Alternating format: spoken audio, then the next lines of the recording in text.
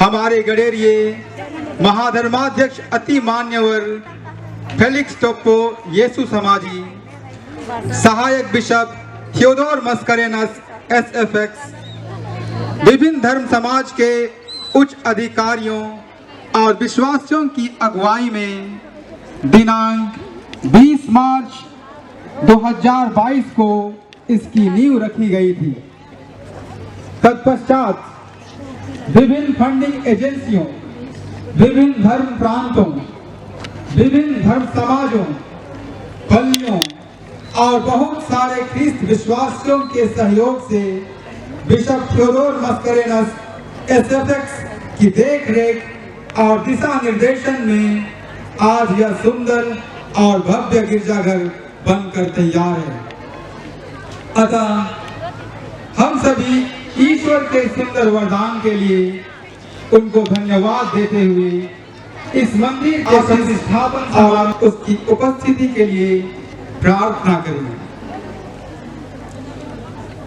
अब मैं श्रद्धेय फादर अजीत कुमार खेस येसु समाजी को स्वागत संबोधन के लिए सामने आमंत्रित करता हूँ।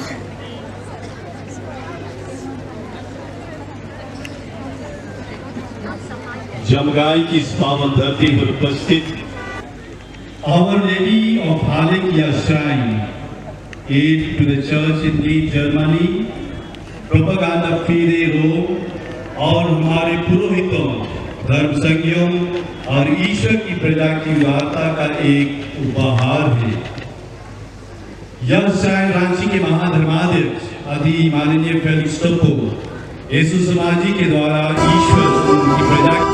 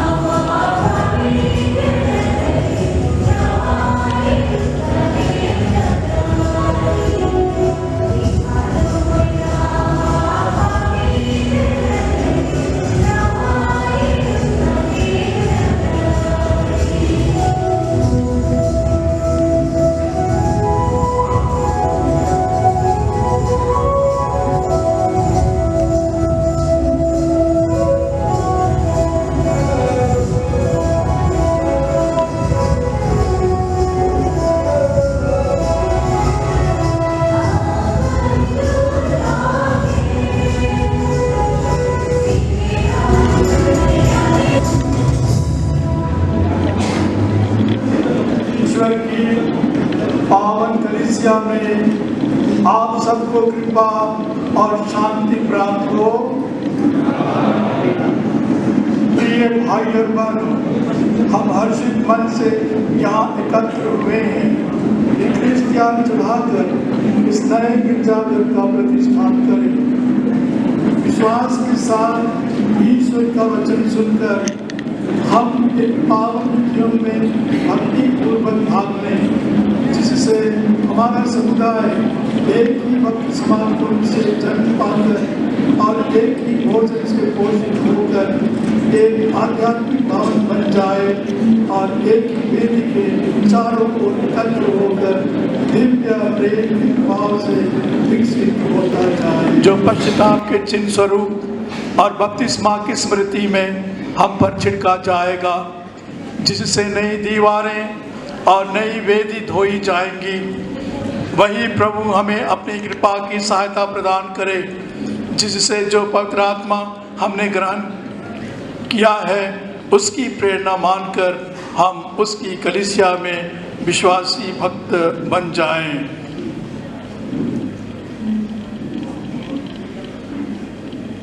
आशीष की प्रार्थना। हे ईश्वर, तू ही सब प्राणियों को जीवन की ज्योति प्रदान करता है। तू सब मनुष्यों को इतना प्यार करता है कि न केवल अपने पितृसुलभ चिंता से उनका पालन पोषण करता, किंतु दिव्य प्रेम की ओस से उनके पाप भी दयापूर्वक धो डालता और उनके शीर्ष ख्रिस्त की ओर हमें सदा लौटा लाता है। तूने यह दयामय योजना रच रखी है कि जो पापी जन पावन जल धारा में प्रवेश करेंगे वे ख्रिस्त के लिए मर जाकर तथा निर्दोष बनकर फिर जी उठेंगे, उनके अंग बन जाएंगे तथा अनंत पुरस्कार के अधिकारी होंगे। इसलिए इस जल को अपनी आशीष से पवित्र कर दे।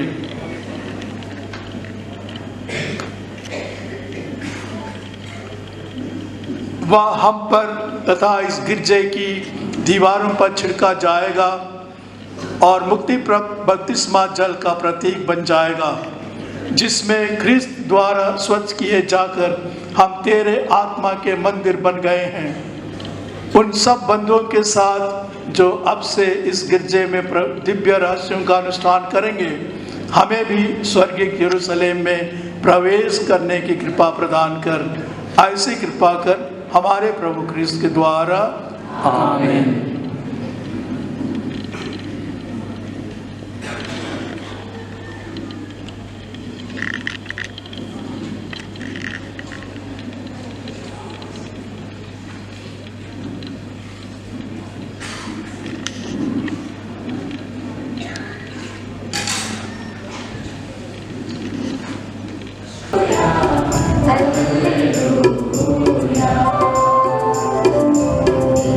Hallelujah.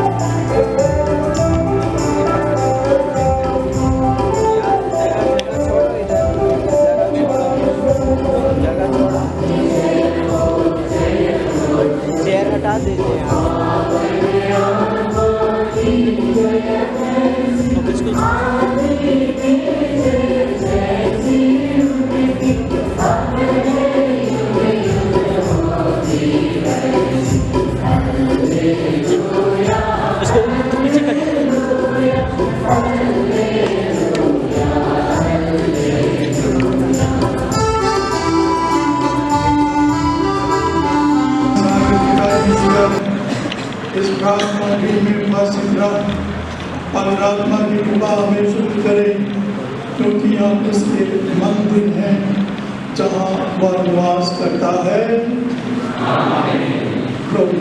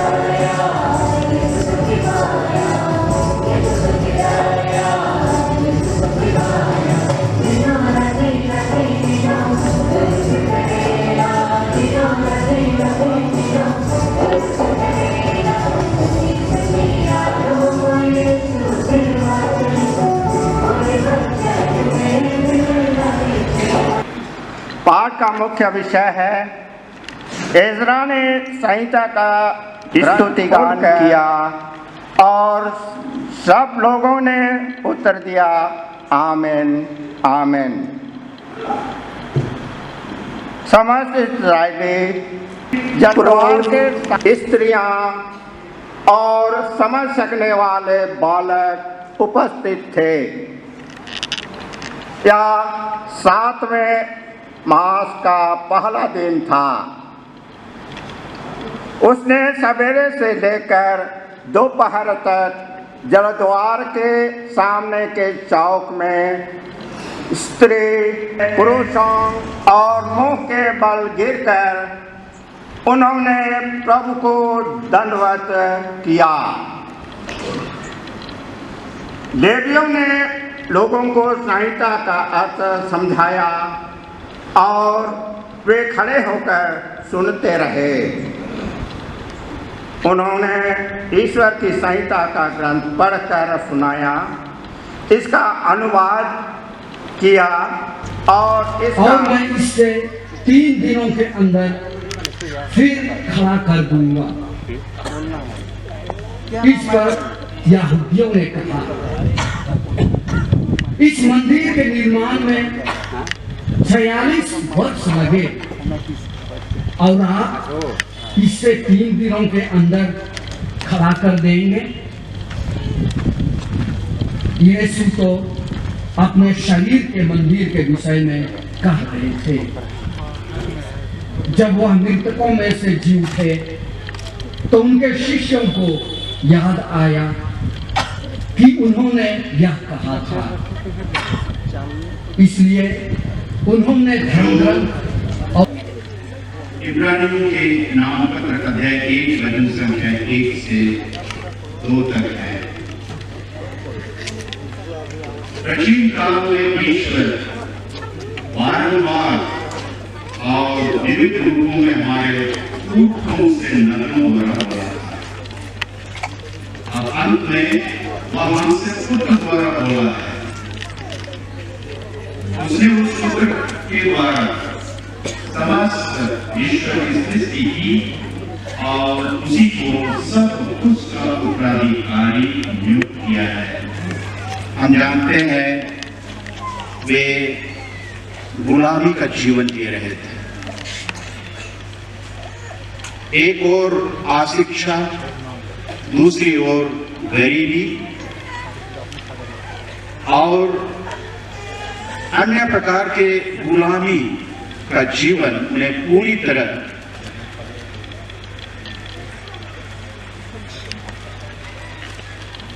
अपने को कमजोर कर दिया था। और इसी परिस्थिति में ईश्वर ने इन पर दया दिखाई, उस ईश्वर को स्वीकार किया। इसको उन्होंने विभिन्न रूपों में जाना, सिरमा, सिंगोंगा, धर्मेश, कोनोमेश्वर आदि के रूप में जाना और उसे स्वीकार किया और उसके संचालन में उन्होंने चलने का प्रयत्न किया, जिस तरह आज के पहले पाठ नबी नहम्याह के ग्रंथ में हमें बताया गया है। और उसी समय से हमारे आदिवासी पुरखों के जीवन में परिवर्तन शुरू हुआ। इसी माह में 8 नवंबर 2023 को फूटपानी गांव, और अभी वह एक तीर्थ स्थल है, बड़े समारोह के साथ 28 हमारे आदिवासी पूर्वजों के बपतिस्मा ग्रहण करने के 150 वर्ष का समारोह बड़े धूमधाम की तरह बन गए हैं। उन्होंने यीशु के कथन अनुसार ईमानदारी पूर्वक अपने क्रूस को ढोया और इस प्रकार वे यीशु के महिमा के भागी बन गए। अतः ख्रीस्त की वेदी पर उनके अवशेष को प्रतिष्ठापित करके हम उन्हें सम्मान देते हैं और उनसे ख्रीस्त के अनुरूप बनने की प्रेरणा देते हैं। उसी परंपरा का पालन करते हुए अभी महाधर्माध्यक्ष कलकत्ता की संत मदर तेरेसा के अवशेष को नई वेदी पर प्रतिष्ठापित करेंगे और इस दौरान हम स्तोत्र 15 गाएंगे।